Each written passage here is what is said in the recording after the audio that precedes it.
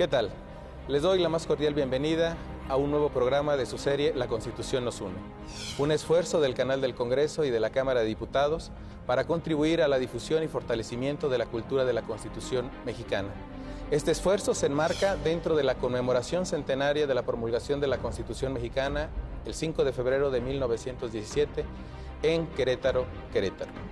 En esta ocasión nos encontramos en el recinto que ocupaba el templo de Santa Clara, antiguo convento de las Clarisas, y que actualmente, desde 1936, ocupa la Biblioteca General del Honorable Congreso de la Unión. También nos acompaña para hablar sobre un tema muy importante, cuál es el constituyente de 1917, el maestro José Luis Camacho Vargas, profesor de la Universidad Nacional Autónoma de México, a quien le doy la más cordial bienvenida. ¿Qué tal? ¿Cómo les va? Mucho gusto. Y también nos acompaña el profesor, maestro Fernando Castrillo, que es profesor de la Universidad Iberoamericana en Puebla. Muchas gracias, David. Es un placer estar en el canal del Congreso. Por supuesto, les recuerdo que pueden seguirnos a través de redes sociales y formular preguntas a través del correo electrónico que se encuentra en este momento en sus pantallas. Antes de dar inicio al diálogo con nuestros invitados, nos permitimos sugerirles revisar este documental que hemos preparado sobre el constituyente de 1916-1917. También conocida como Carta Magna, la Constitución que hoy nos rige fue aprobada en 1917 y sustituyó a la de 1857. Tras una larga lucha entre los grupos revolucionarios en el Teatro Iturbide de Querétaro, se eligieron diputados al Congreso Constituyente para discutir y aprobar el nuevo texto constitucional. A tan afanosa tarea, de diciembre de 1916 a enero de 1917, acudieron 218 diputados de todas las regiones, representando a diversas voces como profesores, periodistas, obreros y campesinos. Sin embargo, tal representación no contemplaba a los villistas y zapatistas. A pesar de ello, la Constitución resultante tuvo un carácter progresista social, y las principales demandas revolucionarias quedaron plasmadas en el texto.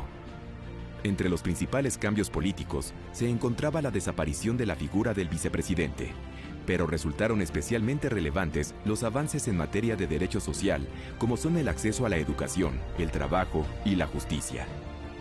La Constitución mexicana fue la primera en el mundo en incluir derechos laborales en su articulado, como la jornada laboral de 8 horas y el derecho al salario mínimo, ideas que fueron retomadas por otras constituciones del mundo, como la de la República de Weimar de 1919. El 5 de febrero de 1917, nuestra Carta Magna cumplirá 100 años de vigencia. La Constitución de 1917 es producto de la discusión de un cuerpo colegiado que conocemos como Constituyente de 1916-1917. Precisamente sobre ese tema yo me permitiría preguntarle a nuestros invitados, especialmente Fernando, tú que eres un conocedor de toda esta historia jurídica del siglo XIX, ¿cuáles son los antecedentes que van de alguna manera a contribuir a la formación de esta Constitución de 1917 y sobre todo al debate que se va a dar dentro del Constituyente? Bueno, yo quisiera ahí hacer una breve semblanza histórica muy rápida, muy breve acerca de la conformación de la situación política, ¿no? Tenemos, ya sabemos, una revolución que es iniciada por Francisco I. Madero, que derroca el régimen de Díaz, después una traición de Victoriano Huerta, que va a deponer a Madero, y después un pronunciamiento por parte de un gobernador del norte, un gobernador maderista, Venustiano Carranza, que es muy importante en la conformación de todo este proyecto constitucionalista, que se va a levantar en contra de lo que él considera el régimen expurio y a favor no solamente del gobierno, o más bien de esa idea central de Madero, sino también de la conformación de un régimen que ha sido olvidado, que es el de la Constitución de 1857. Entonces, digamos que en ese marco nosotros debemos de entender que hay una consolidación del mito histórico acerca de la Constitución como tal, de la Constitución del 57 y de todo el constituyente del 56-57, que es el que ha triunfado por encima de las facciones conservadoras y el imperio, y que se ha instituido como, por decirlo de alguna forma, el evangelio liberal que va a ser el sol que alumbre todo el panorama histórico de finales del siglo XIX y de la primera década del siglo XX. Entonces, lo que hace Carranza en este momento, el momento en el que ya consolida su posición como jefe máximo de la revolución, a partir de la promulgación del Plan de Guadalupe, es pensar en que tiene que construirse un régimen, bueno, más bien un sistema democrático a partir de un proyecto constitucional. El Plan de Guadalupe consideraba básicamente dos cosas importantes, que era la conformación de un ejército constitucionalista, que fuera encabezada por él, desde luego, y por otra, ya en diciembre de 1914, la idea de una constitución que pudiera retomar los ideales de la Constitución de 1857, pero que se volviera operativa. Yo creo que vamos a comentar esto a lo largo del programa, pero uno de los grandes problemas de la Constitución del 57 es de que realmente no era operativa, y lo conocía muy bien Carranza, lo sabía muy bien desde luego Juárez.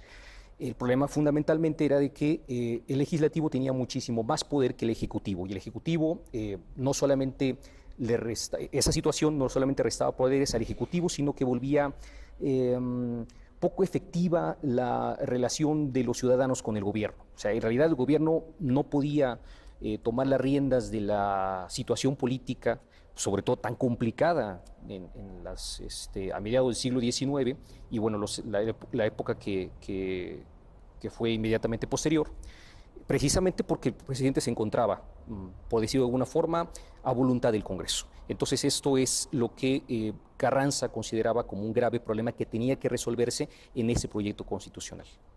Un gran reto que tenía también el constituyente a partir de esos antecedentes. Entonces, José Luis, tú tienes una amplia bibliografía, y dentro de tu obra editorial tanto el constituyente del 57 como el del 16-17 han estado presentes.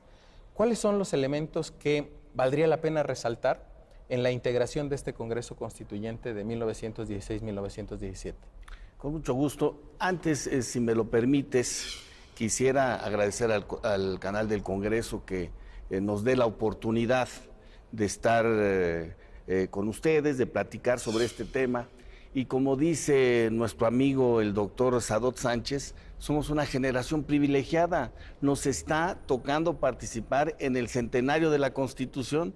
Tendrán que pasar de nueva cuenta 100 años para que una generación de mexicanos vuelva a celebrar un centenario. Y eso nos emociona, nos da mucho gusto. Y como bien dice Fernando, para que hablemos de la Constitución del 17, para que hablemos del constituyente de Querétaro, tenemos que hacer referencia forzosamente a la Constitución del 57, que sin duda es el parteaguas del movimiento constitucionalista mexicano. No podríamos entender a la Constitución del 17 si no revisamos la Constitución del 57, aunque fundamentalmente la aspiración de los mexicanos en la primera y segunda década del siglo XX en nuestro país es que aspiraban la inmensa mayoría a un México justo, a un México igualitario, a un México próspero.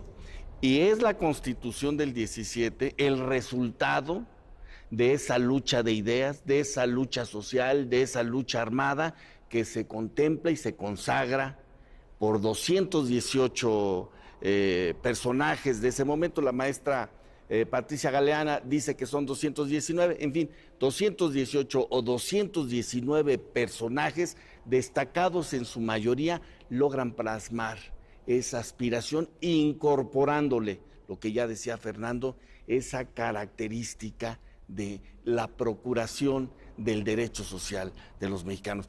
¿Quiénes habían participado en el movimiento armado del 10-17? Fundamentalmente los trabajadores del campo y la ciudad. Y esa es la respuesta que le da el constituyente de Querétaro, una visión muy clara del derecho agrario y también una visión muy clara de lo que requerían los trabajadores, los obreros de la fábrica en ese momento. Creo que esa es la aspiración fundamental de los mexicanos que logran plasmar en 136 artículos los señores constituyentes. Todos, la inmensa mayoría de gente de mucho talento. Claro, habrá algunos más que otros, los hombres de ideas que logran poner en ese artículo 27 las necesidades, la visión. En aquel entonces, no hay que perder de vista, pues el 80% era un México campesino y solamente el 20% era un México urbano. Y ese es el gran contexto, además, en el cual van a discutir los constituyentes. 218 hombres, 218 constituyentes que forjaron una nueva constitución. Vamos a un corte y regresamos con el constituyente de 1916-1917. Fueron 110 hombres los que hicieron posible nuestra ley fundamental. Francisco J. Mújica, Heriberto Jara, Cándido Aguilar, José Natividad Macías, Alfonso Cravioto y Jesús Romero Flores, entre otros ilustres constituyentes.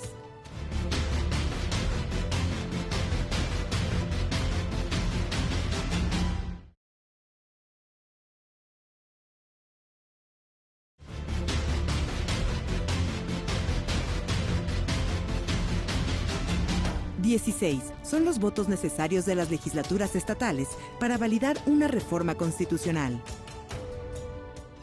Volvemos a su programa, La Constitución nos une. Y también volvemos, José Luis, con el tema de cómo se conforma este constituyente, la convocatoria, quiénes van a integrar este constituyente. Fíjate que ya hace unos instantes lo había comentado Fernando, hay la convocatoria que surge de las modificaciones al Plan de Guadalupe. El Plan de Guadalupe, que se promulga el 26 de marzo de 1913, poquitos días después de la decena trágica, tiene dos reformas. La segunda reforma se hace el 14 de septiembre de 1916, permitiendo y hablando ya de un Congreso Constituyente. Y es el 19 de septiembre de ese mismo 1916, a unos cuantos días estamos ya, de que se convoca para que haya un Congreso Constituyente que trabaje diciembre y enero con un proyecto que va a presentar el primer jefe constitucionalista Carranza sobre la Constitución del 57. Y así es como comienza el debate a partir del 1 de diciembre, después que les entregan sus cartas credenciales y se acreditan como representantes de los diferentes estados de la República y entran al gran constituyente del 17 en Querétaro, mi querido David. Gracias. Fernando, ¿y ahí cuáles serían los pormenores que se pueden dar de ese momento previo al 1 de diciembre de 1916, antes de que inicie la discusión propiamente dicha del proyecto que presentará Carranza? Bueno, respondo esa pregunta y después comento algo que me parece muy interesante acerca de este asunto de la representatividad. Bueno, hay que recordar, bueno, otra vez nos metemos en el asunto del contexto histórico, ¿no? Hay que recordar que existe una convención en Aguascalientes a la cual decide no acudir Carranza, convocada por los jefes revolucionarios que no están identificados con el constitucionalismo, en el que se impone un presidente, Eulario Gutiérrez. Bueno, no se establece, se vota un presidente, Eulario Gutiérrez, y se le da, digamos que un ultimátum a Carranza para que desista de la presidencia como tal. Y que se atenga a las disposiciones del plan de la Convención de Aguascalientes.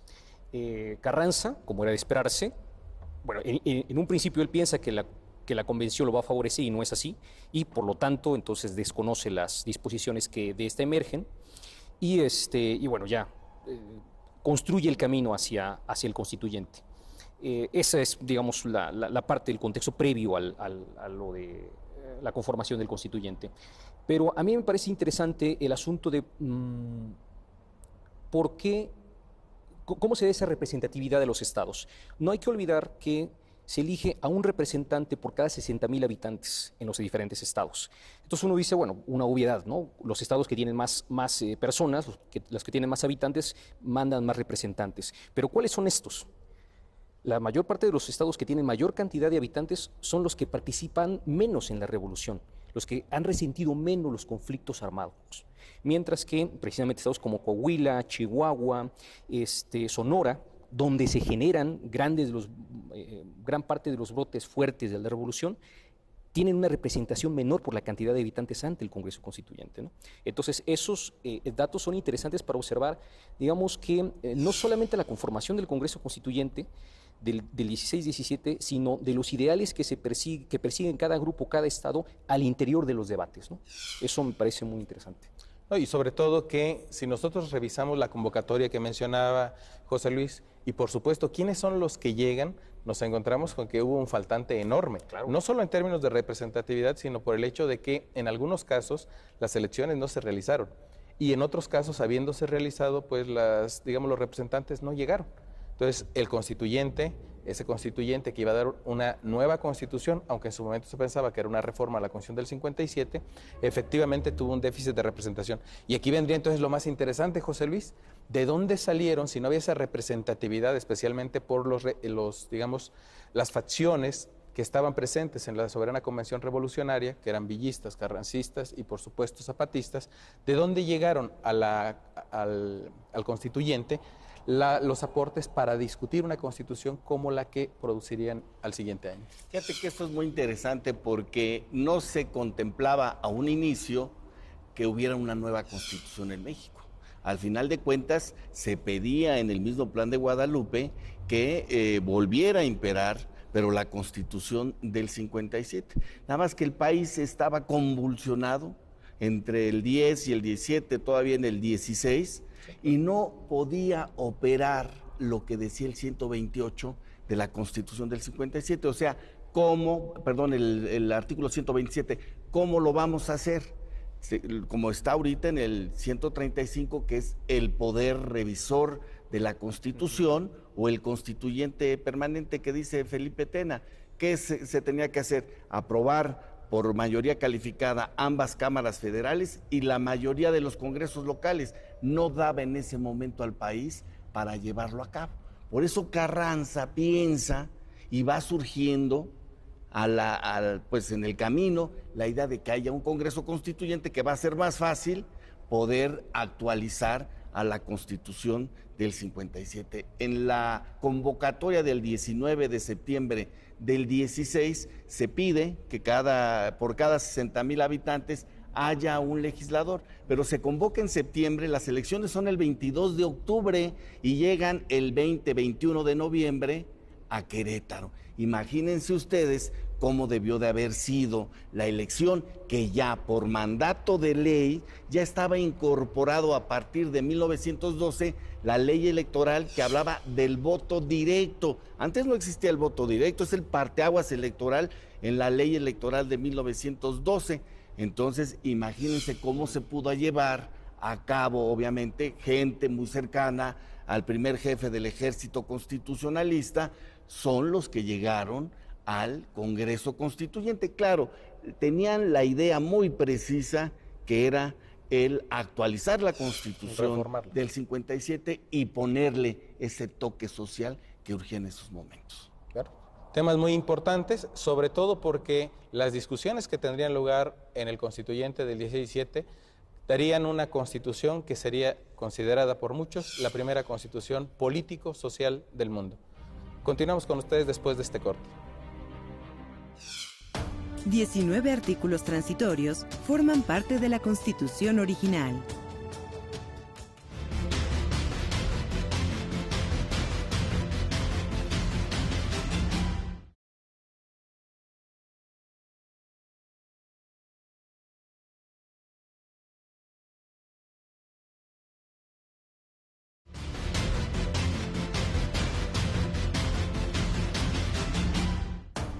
El artículo 73 fue el primer artículo constitucional en reformarse. Continuamos con el programa dedicado al constituyente de 1916-1917. Y aquí, Fernando, ¿qué es lo que podríamos afirmar respecto de estas aportaciones que se van a discutir en materia de derechos sociales dentro del constituyente? ¿Cuál es el origen, de dónde vienen y sobre todo cómo se dan estas discusiones al interior del constituyente?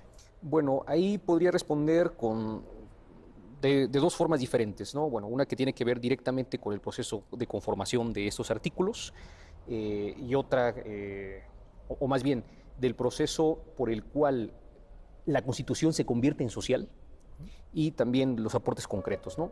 Yo pensaría, hablando de que es la primera Constitución de orden social que incorpora esos asuntos del trabajo, de la educación, etcétera, etcétera. El principal asunto creo que tiene que ver con que hay una cantidad de abogados reducida en el Congreso. No es una constitución conformada por un proyecto, por un Congreso constituyente como la de 1857, en la que tenemos a una gran cantidad de juristas de primer orden, gente muy preparada. En este caso es mucho más diverso el constituyente del 16-17, hay trabajadores, agricultores, profesores, médicos. Digamos que es un crisol de muchas cosas, de una sociedad muy plural. Entonces, en este caso, pues no siguen, ustedes lo sabrán mejor que yo, el formato dogmático de una constitución que debería de ser solamente los elementos necesarios para que el Estado funcione, ¿no? Instituir cuáles son los instrumentos correspondientes para que un gobierno pueda funcionar de forma óptima, ¿no? Entonces ellos, al hacer una revolución y al aventurarse a llegar hasta el Congreso Constituyente, con los insumos que ya había presentado Carranza, tratan de incorporar elementos sociales de una forma discordante a como se habían planteado los anteriores proyectos constitucionales en México y en el mundo en general, ¿no? Y bueno, ahí para particularizar y hablar acerca de, bueno, digamos, dos artículos que son fundamentales en esta Constitución, el 27 y el 123, el correspondiente a la propiedad de la tierra y al trabajo. Creo que es muy importante el trabajo, la gestión, la negociación que hizo un poblano, precisamente Pastor Rué, que había sido gobernador del estado de Durango durante el Porfiriato y que se mantiene como una de las principales cabezas orientadoras, coordinadoras de las comisiones para poder establecer vínculos entre las diferentes facciones, porque bueno, él proviene del ámbito carrancista, pero que también va a ser una persona que va a estar escribiendo y va a estar, como digo, orientando las ideas hacia preocupaciones que habían sido para él muy importantes en el estado de Durango, ¿no? Las grandes extensiones de tierra, la profunda desigualdad, la pobreza en la que estaba inmersa la gran mayoría de la población campesina. Y entonces ese tipo de sensibilidad social que le da como gobernador del estado su experiencia y también como secretario de Fomento, porque fue secretario de Fomento de Carranza cuando él se incorpora al constituyente, va a ser vital, va a ser fundamental para que diga, bueno, estos temas hay que ponerlos en la agenda pública, hay que incorporarlos a la Constitución, no en las leyes secundarias, sino que tienen que estar dentro de la misma Carta Magna. Claro, y aquí cuando mencionas Durango, yo creo que también tendríamos que mencionar las experiencias socialistas de Salvador Alvarado en Yucatán, Manuel Dieguez en Jalisco, las experiencias de San Luis Potosí, que de alguna manera son los avances que después se van a hacer realidad dentro de la Constitución. José Luis, y aquí respecto de esta Constitución del 17 que se promulga el 5 de febrero, ¿qué sigue después? ¿Cuándo entra en vigor? ¿Cómo se hace realidad? Qué curioso. ¿En qué termina esa gran labor constituyente para nosotros los mexicanos? Fíjate que a lo mejor se nos olvida, pasa inapercibido, pero hay 29 artículos transitorios del constituyente del 17. Y ahí nos dice con toda precisión cómo va a entrar en vigor la Carta Magna, la nueva Carta Magna, la Carta del 57 reformada, lo dice el preámbulo Carranza, y resulta que la Constitución se aprueba, se termina el 31 de enero, se proclama el 5 de febrero, entra en vigor el 1 de mayo. Y la legislatura, lo dice un transitorio, que va a ser electa en marzo del 17, va a entrar en funciones a partir de septiembre del 16. Y el periodo presidencial del que sea electo, que es Carranza, en marzo se nombra, empieza en funciones el 1 de diciembre del 16 para concluir el 30 de noviembre del 20. Y da la oportunidad, también lo dicen los transitorios, para que se vayan aprobando los nombramientos del Poder Judicial.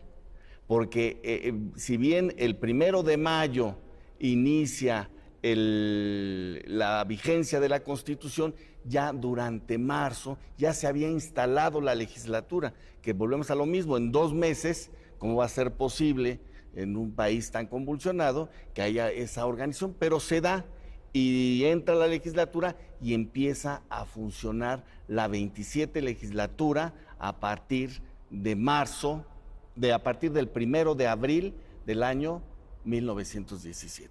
Muy y ahí inicia toda la serie de ordenamientos jurídicos que conocemos, con alguna que otra excepción. Recuerdo la ley contra delitos de imprenta, que es de abril del 2012, es antes de la Constitución.